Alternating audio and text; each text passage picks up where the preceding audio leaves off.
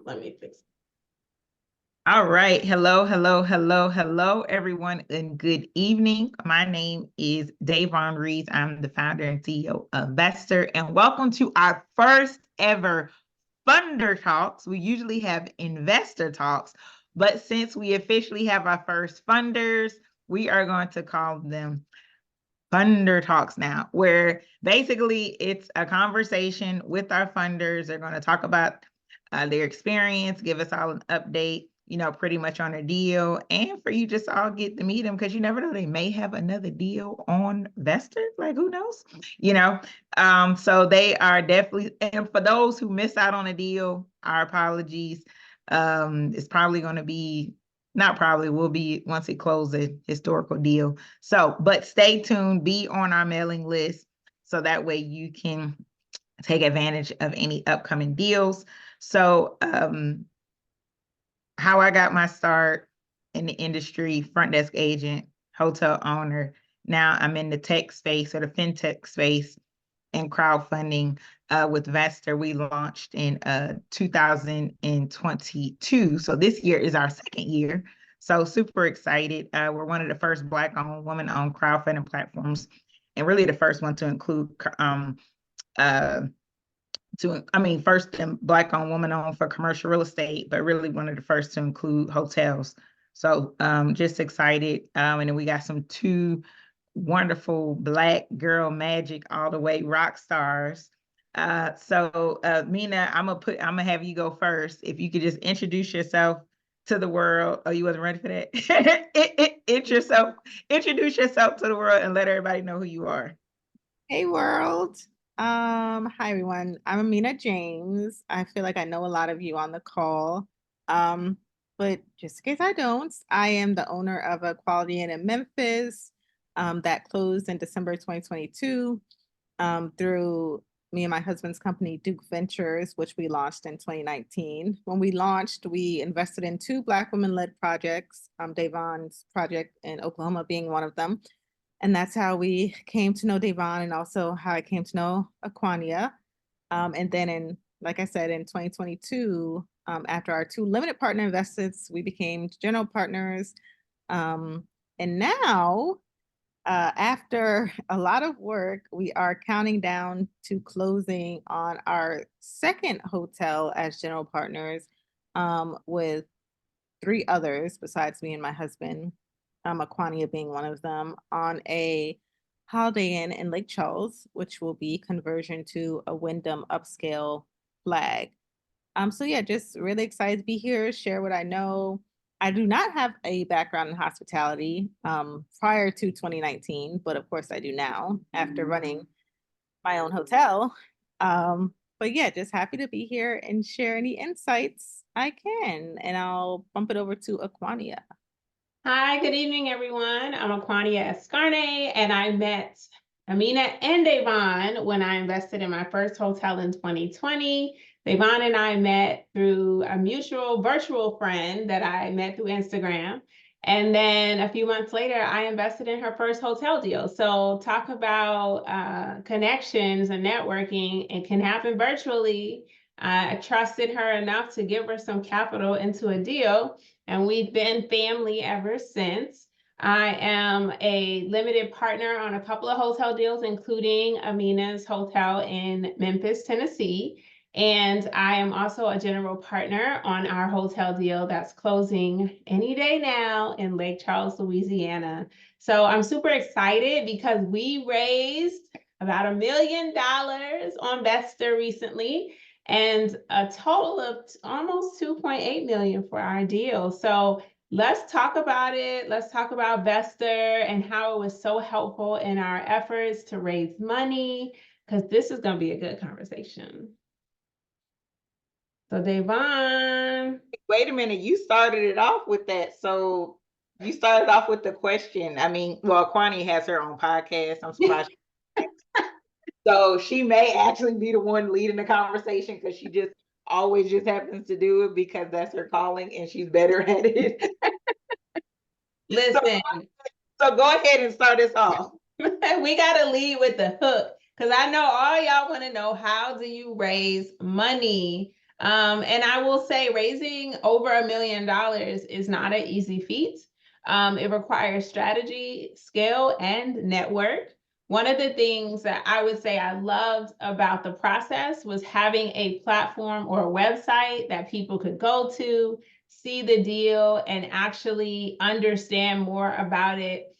Because our deal investor didn't just show you a video of me at the property, it also showed you our slide deck. It told you a little bit more about the general partners, and then it gave you the numbers on the deal as well. But I want to share this opportunity to spotlight some of the other benefits, but that was one of my favorite. That was priceless, especially for new investors who really had no clue how hotel investing works. They wanted a space they could go to and learn more. And so being able to send them to Vestor was a lifesaver. Amina, what were some of your favorite features of Vestor and having our deal on Vestor? Yeah, definitely having kind of like that streamlined communication. Investors have a question, just send them to the website. I loved being the point of contact for questions on the website. It's a great feature that you can send questions directly to the GPs on Vestor and have them answered there as well. Y'all probably don't know this, but I would like sit by my computer some days, like, I wonder if anyone's gonna ask a question on Vestor today. And the minute one came in, I would just tell everyone on the team, no, we got a question on Vestor, because it was just really exciting for me that folks were interested in asking really good questions and giving us an opportunity to earn their investment. Like, they're not just looking at me like, I don't know, like they were engaging. And that's one thing I loved about the platform, that feature of engagement. So yeah, I would have to say that. Absolutely.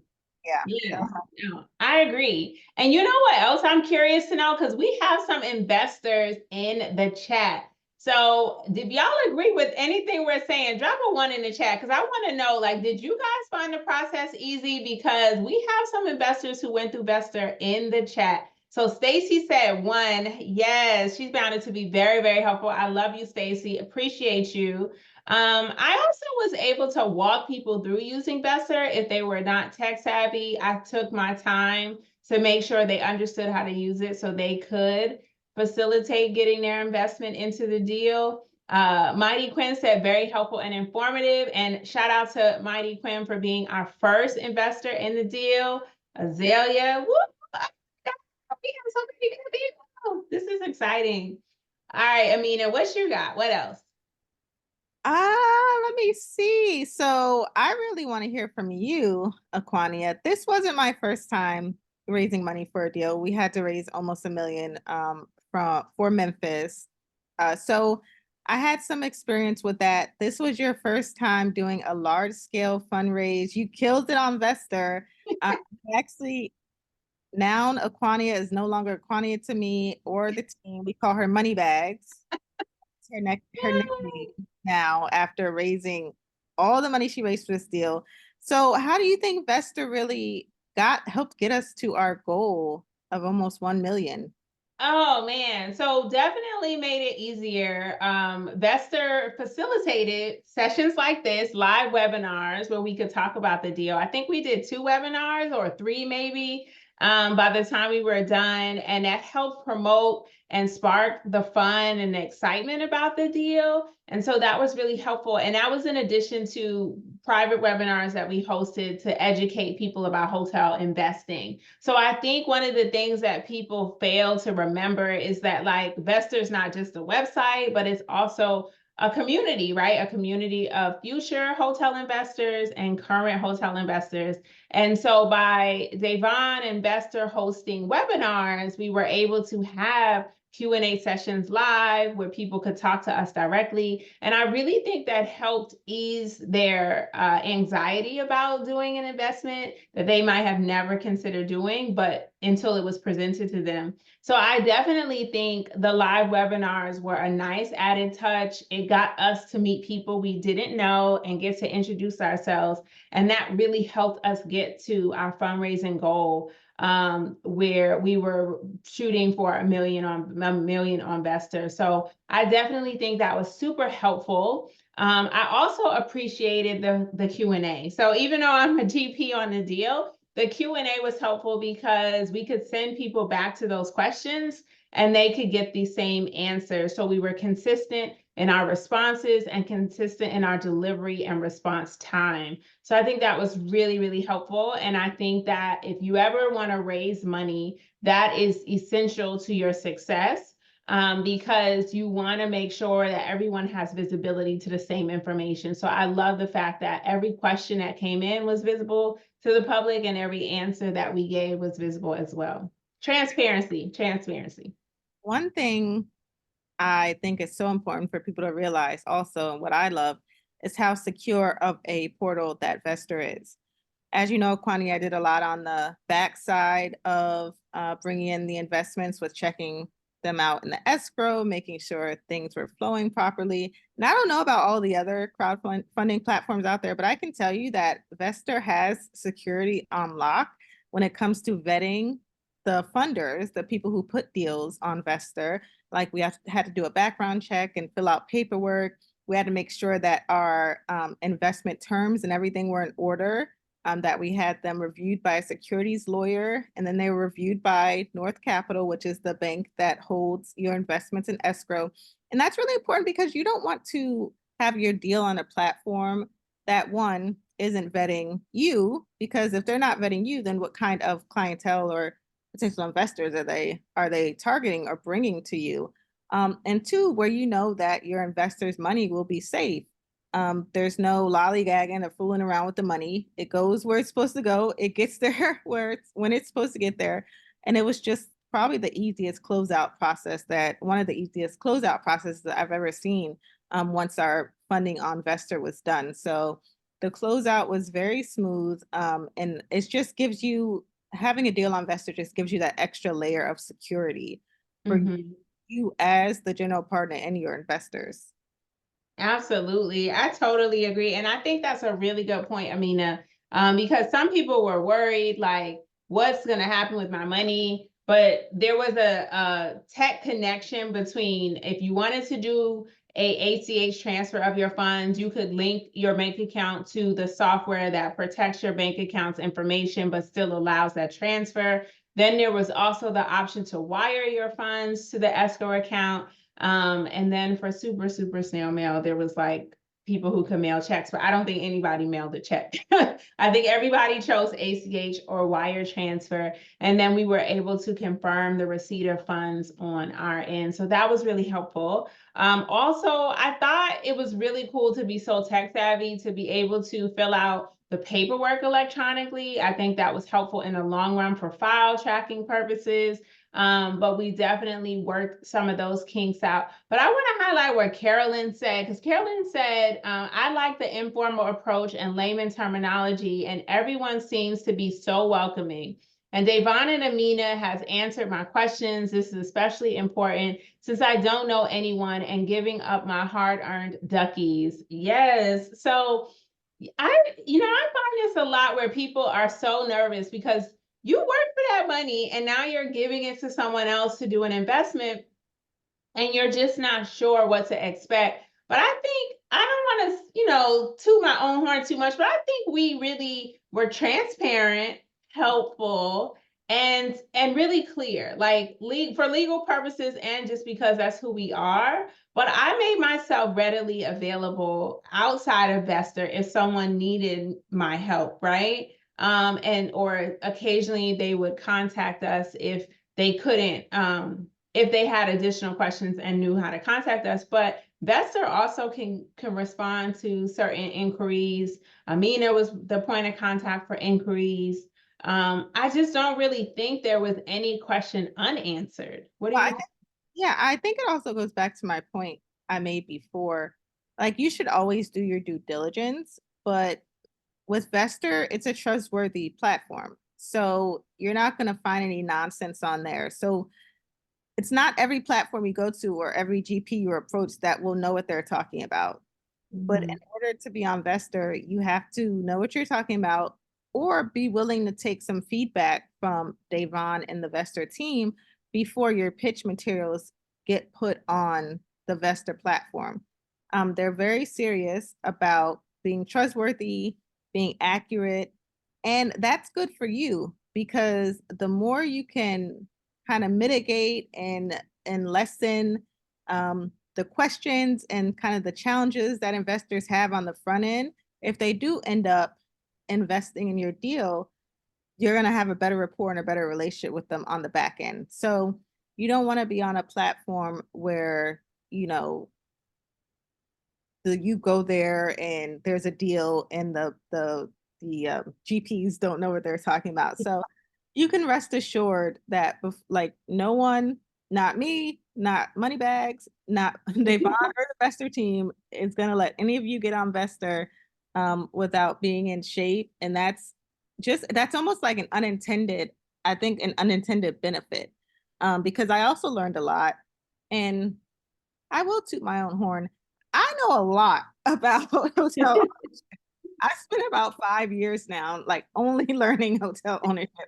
But even I learned a lot of things through going through the process of getting our deal on Vestor. So it's a good learning and growing experience. So that's just an added benefit. Mm-hmm. Yeah. And I think Besser kept us on the up and up for the fundraising side too, right? Like we had to make sure we follow the SEC rules. You know what was surprising for me is how many people actually read the Schedule C, or like I all know. the forms that were online, like reading each and every word. I was grateful that people were so interested in the fine print, but I was also surprised because so many people don't read these days, not even emails. So the fact that they were reading the forms was very interesting. Oh, Stacy, you are so sweet. She said, Aquani, you were very personable, professional, and answered all of my questions. And Adrian said, come on, Moneybags, LOL, too funny. Hey, boo. Listen, I'm looking for y'all to become hotel owners. So anyone here in the chat, a future hotel owner, are you going to be putting your deal on Vestor next? Drop a next in the comments if that's you. Oh, Adrian said, me, yes. So who's next? Who's next? Clarissa says next. Lonnie says next. Lonnie Isaac, we see you. Stacy says next. I'm super excited. So do me a favor, guys. What questions do y'all have? Because some of you went through the Vestor process, so you know how Vestor works. You had a positive experience, so you're going to tell all your friends. But tell me, what questions do you have? And while you think of your questions, I'll read Azalea's comment. She said, I appreciate all of you for putting in the time, energy, and effort into learning about this industry, teaching us about it, and giving us the opportunity to build wealth. I have an idea, Moneybags. Yes. I'm so inspired. I didn't tell Davon I was going to do this, but Davon, I need you to let me know when someone from this webinar, someone who attended this webinar, a guest, puts a deal on Vestor, because I'm going to help them with their pitch deck. I'm going to getting them ready to be put on Vestor. So So wait, the first one, right? this one from this. Okay. Okay. Here says it's gonna be her. Y'all better. Yeah, it just had me. This Mighty is Quinn said, I just want to this be is recorded, so you can't take it back. I will not take it back. I will make the time. She won't. Amina is a woman of her words. Mighty Quinn says, I just want to be a co-owner and a partner with other investors. You know what? That's fine. Co-owning is fine. That's another GP though. But if you just want to partner or be a limited partner, you can do that too. I mean, that just takes money, honey. Money and no work. And I did that for several deals. You can always do money and no work. Always. I'm always hands open, ready to receive. I will say though that even as a limited partner, I was probably a more active limited partner. Devon will tell you I get all into the business. I ask more than 100 questions, and I really do it so I could learn, because you have an opportunity as a limited partner, which is someone who's invested capital, but they do not have to deal with the day-to-day of the hotel. That is your opportunity to, if your general partner or partners are approachable, to learn as much as possible about the industry while you are invested in a deal. I can't tell you how many times we pitched our opportunity to people and they were like, oh, I want to be a general partner. And I'm like, okay, well, the best way to become a GP is to be an LP first so you can get some experience. But Amina, what are your thoughts on that? Like, do you think someone should just jump to general partner? No, I don't. And I just want to say this so everyone can hear me. And sorry, my chihuahua is barking in the background. Just because you may have been a general partner on a multifamily deal, multifamily's different from hotels. That's commendable. Everyone has their own lane, but it is a different product. It's a different operation. So there is a bit of a learning curve if you're moving from one to the other, whether you've been in hotels and want to go to multifamily or multifamily and been in hotels.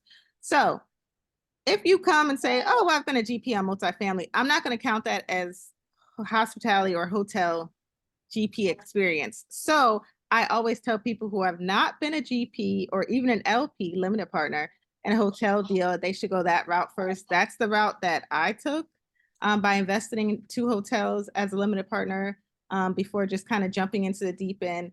And I never try to scare people. I'm always going to be straight up. And owning hotels is not for the faint at heart. So the more that you can learn beforehand and even getting that experience of being a limited partner, for example, even with Aquania, she earned her limited partnership in our Memphis deal because she raised so much money for us. So she was like junior money bags back then. And we didn't know like big money bags.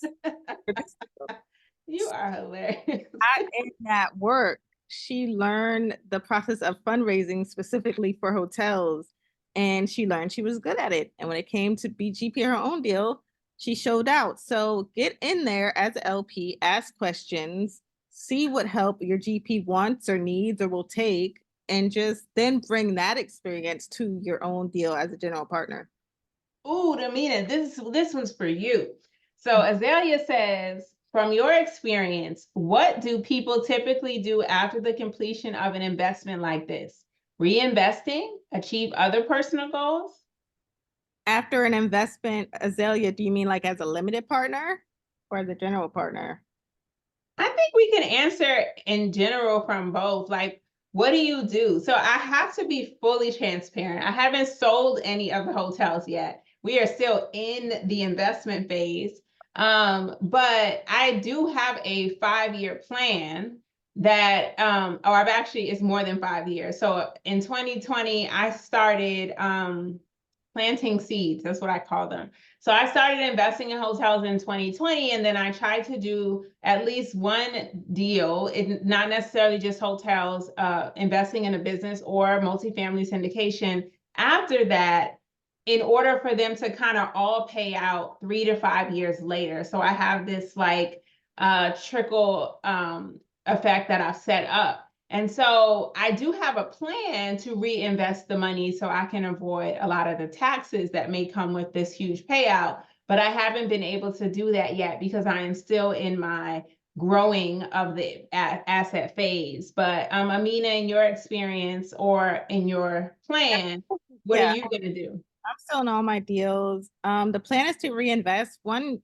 great thing that comes with hotels, actually any real estate, you could do with hotels as well, is the 1031 exchange. So when we do sell Memphis, we'll probably do a 1031 and be able to use that money tax-free to buy another hotel of similar value. So there's ways for you to reinvest your money as a GP.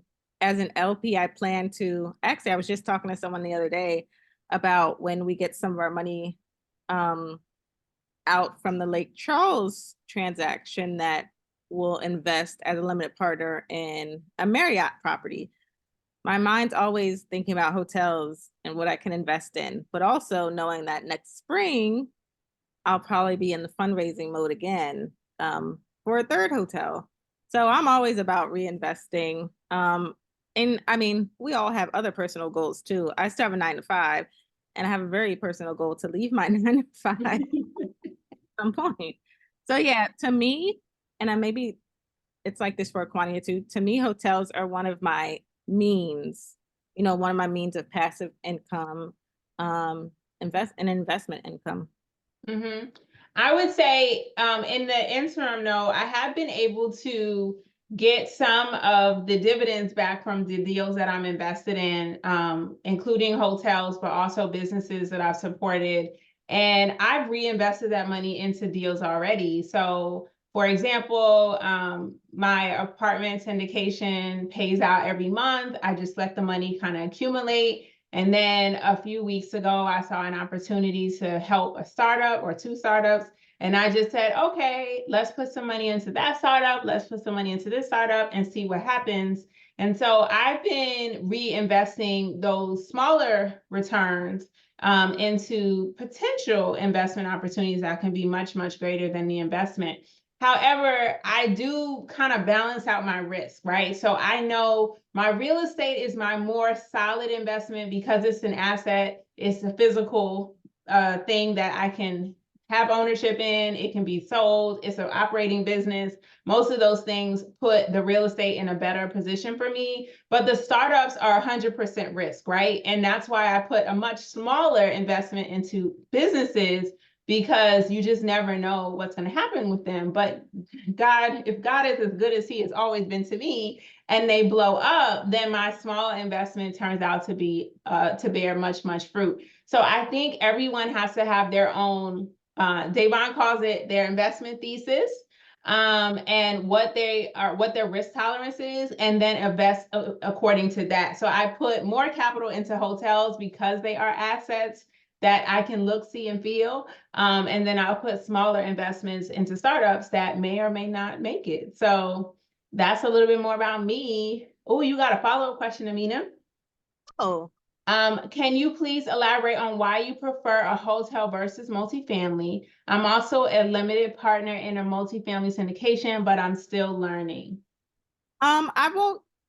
I don't prefer hotels over multifamilies. I have no preference. I'm actually not like multifamilies isn't my thing. I haven't gotten interested in that yet. I'm not saying I never will. So it's not that one is better than the other. They're just different.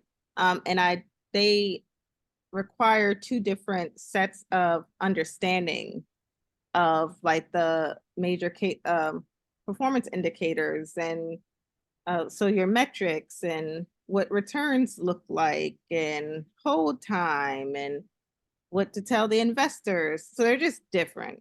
Both syndication, like both are considered a syndication when you rate when you have a hotel deal and a multifamily deal. They're just different. I have no preference. Would love to get into multifamily one day. More like apartment buildings though. That interests me a lot. Yeah. Yeah, I do. I've done one multifamily syndication, but I'm a limited partner. The check clears every month on time because we get a portion of actual rent money. So I'm okay with it. But I do realize the numbers are different when you're looking at them, when you're looking at even some of the terminology is not the same. And we had that experience even with investors for our deal, right? Like trying to explain to them the differences between the two. And like, for example, some people with multifamily will raise money after they've closed. Like they will just continue to collect investors' money sometimes. We don't traditionally do that in the hotel space. And in fact, I told people if we have to do a call for money while we own the hotel, that's not a good sign, right? That means the hotel's not making enough money to run itself. And now we need to ask for more money from investors. So I would say that's like one thing I learned from a multifamily person that does not apply in the hotel space, right? So they kept asking like, when's the drop deadline? Because I want to be able to make it into this deal, but I may not be able to do it until X date. And I'm like, okay, the deadline is this date and you either going to be in there or you're not. So that's just something I've noticed. I also would say multifamily, or at least the ones I'm in, pays monthly, but hotels tend to pay quarterly. So the cash flow comes in a little differently, but I understand because hotels, you want to get through the season, make sure you have the cash flow to pay distributions, versus in the multifamily space, they collect rent every month. Once they pay expenses, they know this is what we got. And then the only way that really fluctuates is if the expenses go up or the leases go up. So those are just a few things. Oh, so Lisa, thank you so much for that question. Because we always assume people know, and I would love to define it for you. So Lisa said, what are multifamily syndications? So multifamily syndications are investment opportunities where you are investing in apartments. mostly like way more than 4 units. So it's commercial. And normally the higher number apartments. So my apartment syndication, for example, has 354 units in it. But you can have 100 units or 80 units, but it's basically apartment subdivisions where individuals are renting and they have different levels of amenities. And they tend to rate those deals based on the alphabet A, B, C, D. A obviously being like the best performing or sometimes the most expensive. And then C and D being like the ones that need the most work before they can become more profitable. So maybe they require renovation or some type of things. But multifamily just means more units. So it's no longer personal, it is commercial. And then I wanted to go back up. Carolyn said, smart idea to stagger your investments and keep things rolling, keep the rolling returns. Can you share a little more about your multifamily indicators? Okay, so I don't want to give the investors, but I'm happy if you want to email me directly, I'll get you their email list and you can join their list. But every deal is different. But I really enjoy the people I've invested with personally because I did a car wash with them a few years later. So the person that I invested with, she's been on my podcast, Vanessa Peters, but the actual company varies depending on the deal. As you will come to learn, you create an LLC for each investment opportunity. So it's better to either follow Vanessa Peters or get on her email list, and then you can learn about other deals. I'm trying to get her to put her deals on Investor, so you might see her there soon. Questions for me. So, and then, okay, Ramel said, you spoke on learning as an LP. Please describe your information sessions. So my learning as an LP was not a formal process. It's just that I took the initiative before and after investing in the deals as an LP to ask questions. Quarterly, you'll typically have a quarterly investor meeting with the general partners where you'll go over financials, performance for the quarter, plans for the upcoming quarters. And there you can ask questions and, look at the documents like the P&L, sometimes balance sheets, star reports to see how the hotel has been doing in terms of occupancy and ADR and RevPAR. But those are things you can request as an investor. You can request those things at any time. Typically, you'll get a monthly report with those documents included, and you can ask whatever questions you want to ask about the documents. And then Clarissa said, Amina, do you plan to always invest in hotel franchises or do you plan to invest in boutique hotel at some point? We do plan to do boutique hotels at some point. That is part of the long-term plan. Oh, Amina, that is not in my long-term plan. I am a loyal person and I love the fact that franchises come with the package deal. They advertise for you, they have loyalty programs for you, they have websites for you. So for me, that is an easier route to go. But well, let me elaborate. I do want to elaborate because I love graduate hotels. I don't know if you all know about graduate hotels, but they were recently bought by a major hotel brand. And that's kind of the goal. I mean, some people just want to have a boutique hotel or two because that's been their dream. They want to have a bed and breakfast. They want to have a little hotel by the beach. My dream is to have a boutique hotel brand that gets bought by a major brand. So I'm just gonna be running around having little boutique hotels, which is a different type of a dream. But to answer your question, Clarissa, yes, I do want boutique hotels. Okay, so Walina asked about investing via investor every 12 months. This is a great question for Devon, but if Devon cannot answer, I will give a stab at it. So please correct me if I'm wrong. If true, where or how do you suggest we find other real estate investment opportunities outside investor until the 12-month period is up? So I believe she's referring to the rule about crowdfunding investment platforms and how much you invested in the last year with that question that was on the application, but I don't think that specifically limits you. I think you just have to disclose, right? Disclose, and that's mostly for non-accredited investors. So it's based off your income limit. if you're an accredited investor, it doesn't matter. But if you're a non-accredited investor, it's based off your income limit. So I believe it's 5% or greater if you are 124,000 or less. And I think it's 10% or more if it's 124,000 or more. So it's a certain amount that you can invest per 12 months. And it's based off your income limit if you're a non-accredited investor. And for those who don't know what a non-accredited investor is, a non-accredited investor is someone who makes less than 200,000 a year and have a net worth of less than $1 million or more, excluding their primary residence. So if you're above that, that means that you're an accredited investor. Ladies, I hate to do this, but I have to run. I'm on baby duty. All right. Okay. Thank you, Mina. Thank you. Bye, Mina. Bye-bye. Did we get all the questions answered? I think we did. That was the last question, but that was a really good one. So thank you for sharing it, because I almost forgot about it, but I knew exactly where it came from as soon as I read it. And of course, we want you to invest on Vestor. There's some more deals coming up. So can you tell us what deals do we have on Vestor right now, if anyone's interested?